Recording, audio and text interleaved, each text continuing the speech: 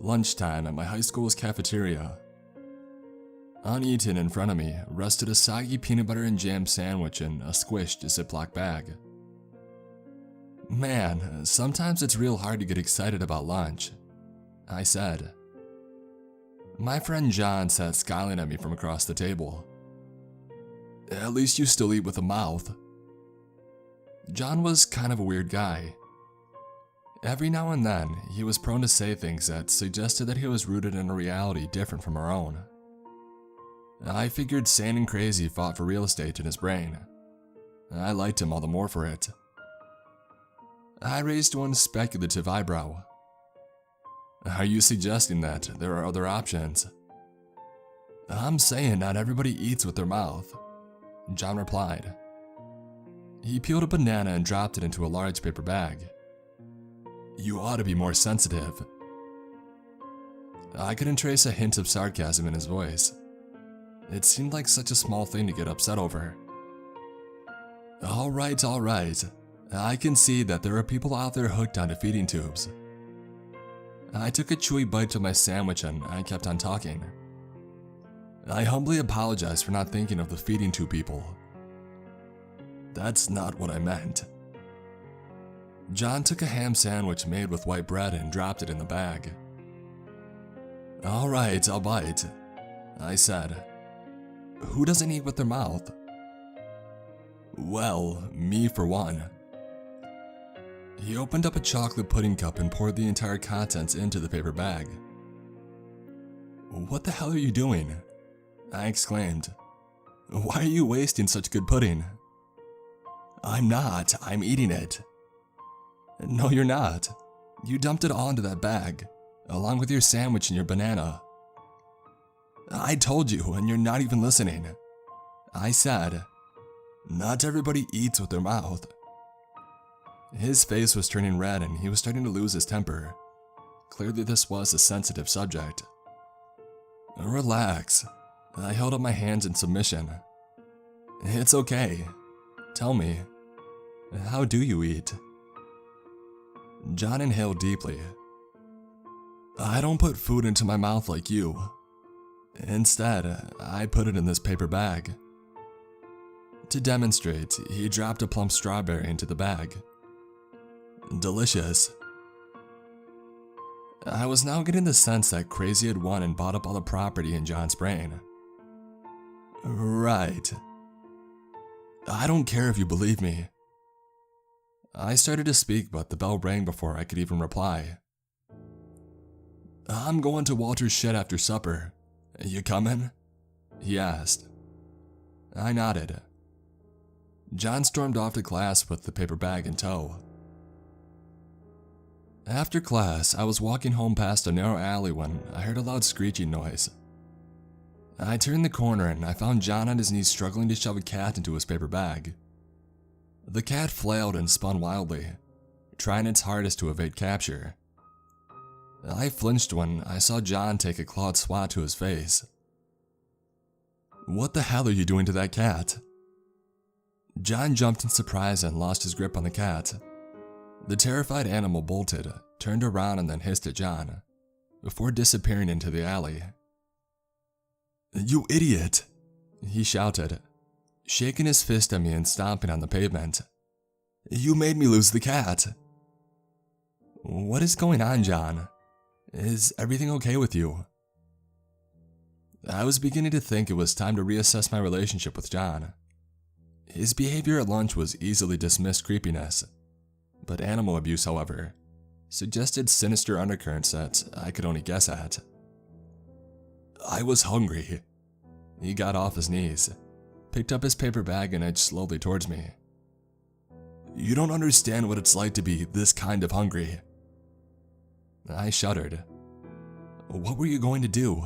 Bring the cat home and cook it? How many times do I have to tell you? John stammered and lifted the paper bag. This is how I eat. You haven't lived until you tasted raw cat. I was starting to understand John's digestive peculiarities, but I refused to accept the implications. Look, whatever, dude. Wait, he said. I know you don't believe me. He rummaged around in his knapsack and he pulled out another paper bag. Here, try it. I dare you. He held it in front of him and I grabbed it. Thanks, I said. I placed the paper bag into my knapsack and I retreated from the alley, leaving John alone.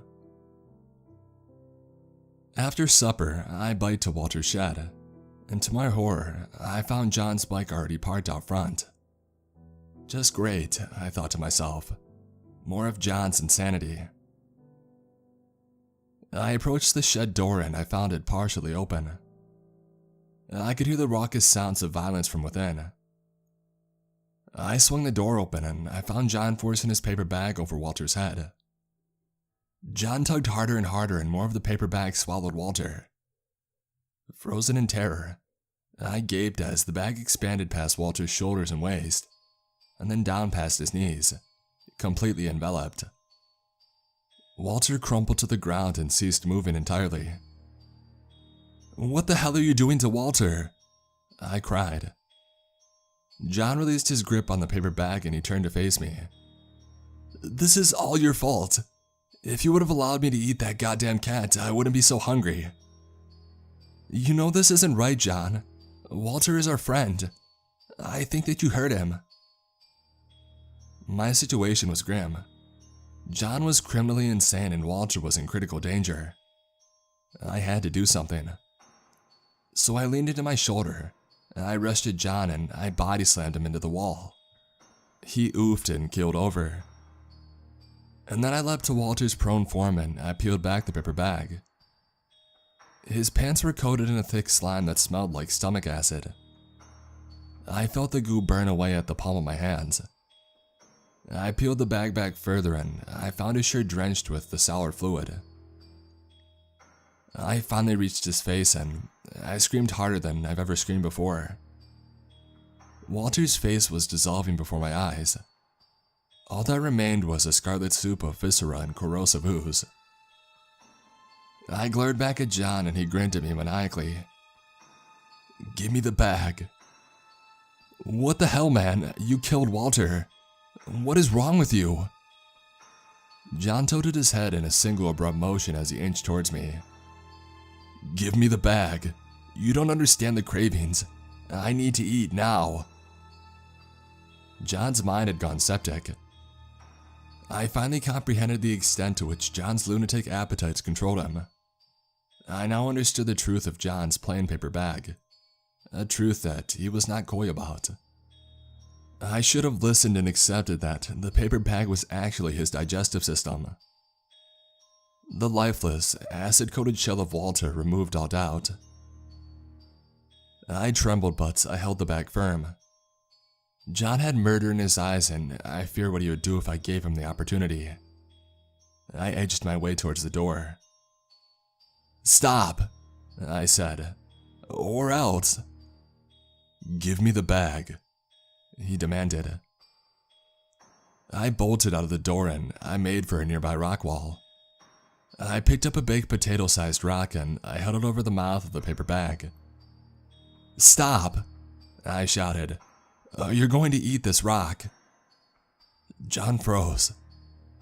"No, you wouldn't." He held his hands up in surrender. "Please, let me explain. I stopped eating with my mouth years ago. The bag changes everything. It's just not the same experience as oral ingestion. It's much more vibrant and intense. It makes life worth living. But sometimes, as you can see, I just get hungry and I lose control." He put his hands in front of him and he assumed the classic begging pose. "May I please have the paper bag back?" I was starting to feel pangs of pity when he lunged at me. Immediately, I shoved the rock into the bag. At once, John winced like he had taken a major blow to his stomach, but he kept coming at me. So I frantically scavenged my immediate area and I threw in another 4 large rocks, along with a tree branch and a crushed tin can. John fell to his knees and he started dry heaving. And then I gasped in horror as I witnessed his neck bulge out to the size of a cantaloupe, His mouth split open with an audible crack as he regurgitated the first rock. He fell hard onto his face, spasmed violently, and then stopped moving. Later that night, the police asked me a lot of questions and then they balked at my answers. They wanted to understand why Walter was coated with digestive juices and how John's jawbone had shattered from the inside. I gave them a detailed account of how John was shoving food into a paper bag, and they didn't believe a single word. Now I know how John felt. The police held me for hours before they let me leave. I was starving when I finally arrived at home. I went to my room to change my clothes when I remembered the paper bag that John had gave me earlier. I found it awaiting me in my knapsack. I examined it closely and I realized that it was identical to the one that he ate with. I was curious. I went to the kitchen and I found a slice of pizza in the fridge. I brought it back to my room, and I inserted the cold pizza into the paper bag. And it was by far the most delicious thing that I had ever eaten.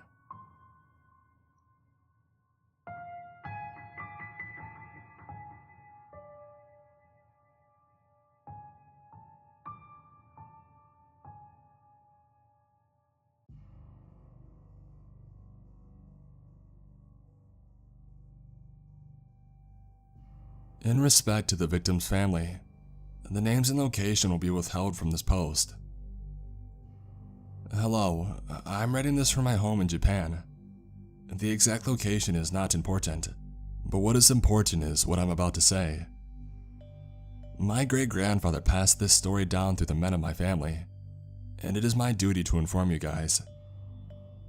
See, I found out that I'm infertile, and my wife and I have decided to not have children.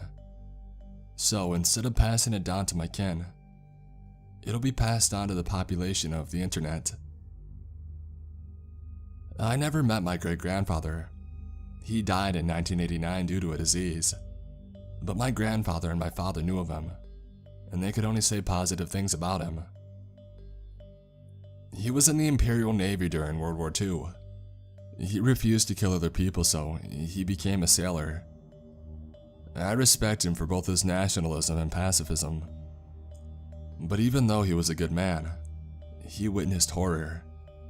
Not just enemy forces, but real horror. It was 1949. The end of the war was near.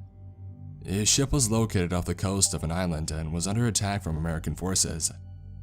He was trying his best to help the injured, instead of doing his normal duties. Bullets sprayed around him as he dragged a friend of his off to safety. His buddy's foot had apparently been blown off, so he couldn't walk. As he was dragging him to cover, he heard a loud explosion, and he realized that they had hit the fuel tanks. He then dragged his friend and himself over the edge of the ship, crashing into the waves below. The water was slick and oily, and it made it hard for him to hold on to his buddy. But they managed to find a floating piece of the deck to hold on to. Two other of his mates joined my great-grandfather and his friend as their ship sunk into the sea. Hours passed and the Americans had disappeared. They were forced to kick towards the near island. My great-grandfather Buddy, who would now be referred to as Toe, was attempting to kick with his stump while it still bled. One of the other men, referred to as Chip, on account of his chipped tooth, had tried to help stop the bleeding, but the cloth he had wrapped to Toe's leg was barely hanging on now. The other man, referred to as Panda, on account of his large size, was looking around to make sure the Americans weren't following them. After about an hour of swimming, they had arrived at a kelp forest, but it was no ordinary kelp forest.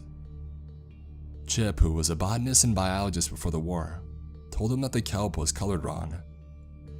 It was a deep purple instead of a greenish brown. They all began to grow uneasy, but they carried on anyways. That is, until Toe started screaming. He screamed about something touching his remaining leg. Chip then began to state that sharks could be in the area, and suggested that we keep splashing to a minimum. But suddenly, they were all launched into the air. Something big and strong had hit them from underneath. After landing back in the water, my great-grandfather looked around and caught a glimpse of the thing. A purple kelp-like arm disappeared into the water. Chip and Panda surfaced, but there was no sign of toe.